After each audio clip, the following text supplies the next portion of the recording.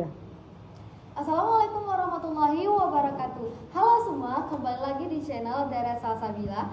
Kali ini Dara akan membahas tentang 3 fenomena yang terjadi di dalam tubuh kita.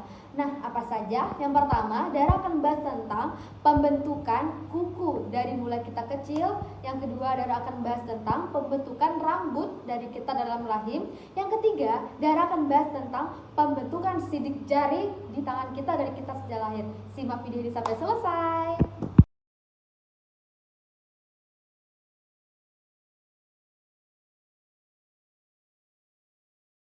Pembentukan kuku. Pembentukan kuku bayi dalam kandungan adalah proses yang kompleks dan menakjubkan yang dimulai sejak trimester pertama kehamilan. Berikut adalah penjelasan lengkapnya. Minggu ke-10 hingga 14. Pada usia kehamilan ini, kuku tangan dan kaki bayi mulai berkembang. Sel-sel kuku yang disebut onychoblast mulai terbentuk di bawah permukaan kulit epidermis pada ujung jari tangan dan kaki. Sel-sel ini akan terus berkembang dan menghasilkan keratin, protein berserat yang merupakan komponen utama kuku. Minggu ke-15 hingga 28, kuku tersebut tumbuh dan menjadi lebih panjang. Pada tahap ini, kuku masih sangat tipis dan lembut. Lapisan kuku di sekitar kuku kutikula juga memulai terbentuk. Pada minggu ke-29 hingga 40, kuku bayi semakin mengeras dan menebal. Pada beberapa bayi, kuku mungkin sudah cukup panjang sehingga perlu dipotong setelah lahir. Pada minggu ke-32 hingga 36, kuku bayi biasanya sudah terlihat jelas dan mendekati ukuran yang akan dimilikinya saat lahir. Faktor-faktor yang mempengaruhi pertumbuhan kuku. Yang pertama, genetik. Faktor genetik berperan penting dalam menentukan kecepatan pertumbuhan dan ketebalan kuku bayi. Yang kedua, nutrisi. Nutrisi yang cukup selama kehamilan penting untuk pertumbuhan kuku yang sehat. Ibu hamil disarankan untuk mengkonsumsi makanan yang kaya akan protein, vitamin, dan mineral. Yang selanjutnya, aliran darah. Aliran darah yang baik ke ujung jari juga penting untuk pertumbuhan kuku. Selanjutnya, perkembangan setelah lahir. Setelah lahir, kuku bayi akan terus tumbuh dengan kecepatan yang berbeda-beda.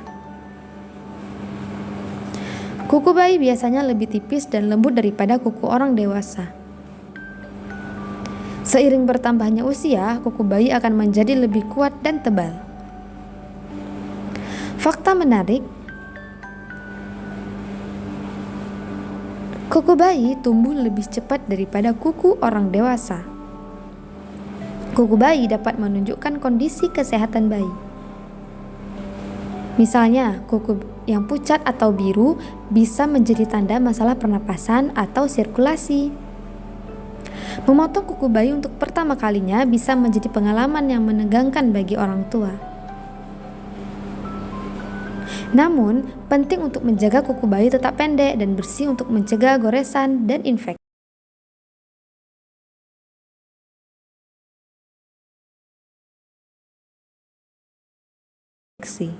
Bagaimana proses pembentukan sidik jari dalam kandungan? Sidik jari terbentuk melalui proses yang cukup kompleks selama masa perkembangan janin.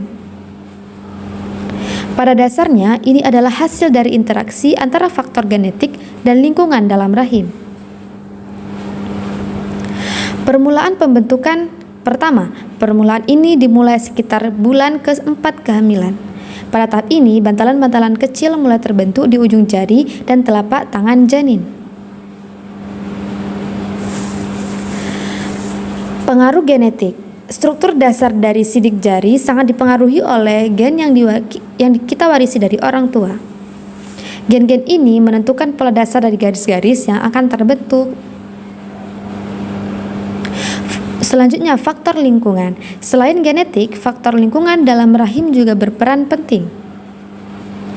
Tekanan aliran darah dan pertumbuhan jaringan di sekitar jari dapat mempengaruhi pembentukan pola garis-garis sidik jari. Selanjutnya, keunikan pola. Kombinasi antara faktor genetik dan lingkungan ini menghasilkan pola sidik jari yang unik pada setiap individu. Bahkan pada kembar identik, sidik jari mereka tetap berbeda meskipun memiliki DNA yang hampir sama. Apakah hubungan antara pola sidik jari dengan kepribadian? Tidak ada bukti ilmiah yang kuat yang menghubungkan antara pola sidik jari dengan kepribadian. Meskipun ada beberapa teori dan klaim yang menghubungkan keduanya, namun hingga saat ini belum ada penelitian yang dapat membuktikan secara konsisten hubungan tersebut. Sidik jari lebih tepat dianggap sebagai karakteristik fisik yang unik dan tidak terkait dengan sifat-sifat psikologis seseorang. Bagaimana sidik jari digunakan dalam forensik dan teknologi? Sidik jari telah lama menjadi alat yang sangat berharga dalam bidang forensik dan teknologi karena sifatnya yang unik dan permanen. Sidik jari, berikut beberapa cara pemanfaatannya. Identifikasi individu. Sidik jari digunakan untuk mengidentifikasi seseorang baik dalam kasus kriminal maupun kegiatan yang membutuhkan identifikasi yang akurat seperti paspor atau kartu identitas. Forensik. Petugas forensik mengumpulkan sidik jari yang tertinggal di tempat kejadian perkara untuk membandingkannya dengan sidik jari tersangka atau korban. Selanjutnya, sistem keamanan. Sidik jari digunakan sebagai sistem keamanan yang kuat seperti pada ponsel pintar, laptop, atau sistem masuk kantor. Yang selanjutnya, penelitian medis. Pola sidik jari juga digunakan dalam penelitian medis untuk mempelajari beberapa kondisi kesehatan tertentu seperti sindrom Down. Teknologi yang mendukung penggunaan sidik jari. Scan sidik jari. Alat ini digunakan untuk menangkap gambar sidik jari dan kemudian membandingkannya dengan database sidik jari yang ada. Selanjutnya, algoritma pengenalan sidik jari. Algoritma ini digunakan untuk menganalisis pola sidik jari dan menentukan kecocokannya dengan sidik jari yang lain. Selanjutnya, keunggulan sidik jari. Pertama, unik, tidak ada dua sidik jari yang sama. Yang kedua, permanen, pola sidik jari tidak berubah sepanjang hidup kecuali mengalami kerusakan fisik yang parah. Selanjutnya, mudah diperoleh. Sidik jari dapat diperoleh dengan mudah tanpa menimbulkan rasa sakit. Singkatnya, sidik jari adalah identitas biologis yang unik dan telah banyak dimanfaatkan dalam berbagai bidang. Meskipun tidak terkait dengan kepribadian, sidik jari tetap menjadi salah satu alat identifikasi yang paling akurat dan andal.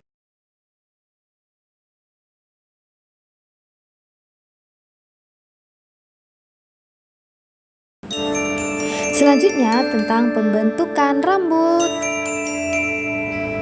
Pembentukan rambut bayi dalam kandungan adalah proses yang kompleks dan menarik yang bermula pada trimester pertama kehamilan. Berikut adalah penjelasan lengkapnya. Minggu ke-8 hingga 12. Pada usia kehamilan ini, folikel rambut pertama mulai terbentuk dari kulit kepala bayi. Folikel rambut adalah kantong kecil di bawah permukaan kulit di mana rambut akan tumbuh. Sel-sel khusus yang disebut keratinosit mulai menghasilkan keratin, protein berserat yang merupakan komponen utama rambut. Minggu ke-13 hingga 26, folikel rambut terus berkembang dan mulai menghasilkan rambut halus yang disebut lanugo. Lanugo ini menutupi seluruh tubuh bayi dan berfungsi untuk melindungi kulit bayi yang masih sensitif dari cairan ketuban. Pada usia kehamilan sekitar 20 minggu, rambut lanugo mulai tumbuh di alis, bulu mata, dan kulit kepala bayi. Minggu ke-27 hingga 40, rambut lanugo mulai rontok dan digantikan oleh rambut yang lebih tebal dan kuat. Rambut terminal ini akan terus tumbuh setelah bayi lahir. Pada beberapa bayi, rambut di kepala mungkin sudah cukup panjang sehingga harus dipotong setelah lahir. Faktor-faktor yang mempengaruhi pertumbuhan rambut. Pertama, genetik. Faktor genetik berperan penting dalam menentukan warna, tekstur, dan ketebalan rambut bayi.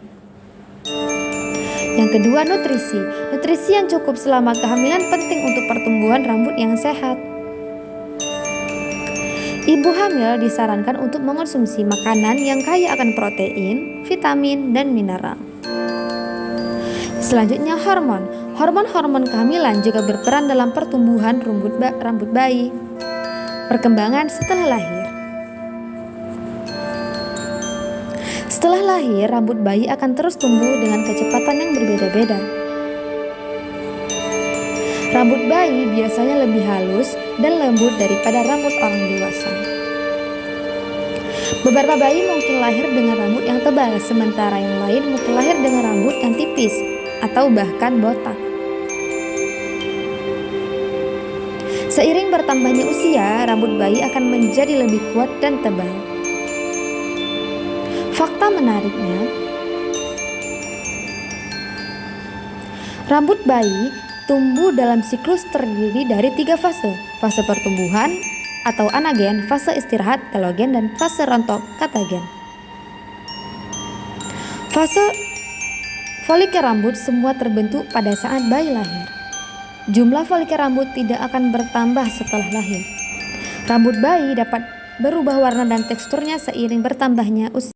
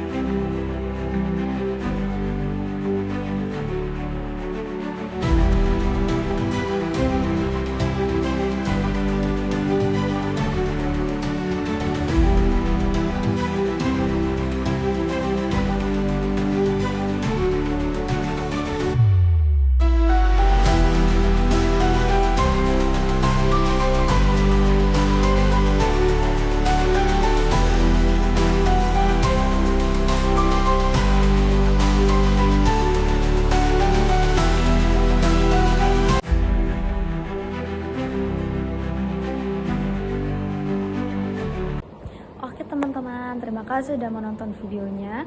Jadi kesimpulan yang dapat kita ambil ialah seperti yang sudah kalian nonton, bahwa banyak sekali hal-hal yang kadang kita tidak sadari, ternyata Allah menciptakannya itu sangat luar biasa. Seperti tadi salah satunya titik sidik jari, dan ada pembentukan rambut dan pembentukan kuku, dan masih banyak lagi anggota-anggota tubuh yang kita miliki tanpa kita sadari, ternyata penciptaannya itu begitu luar biasanya.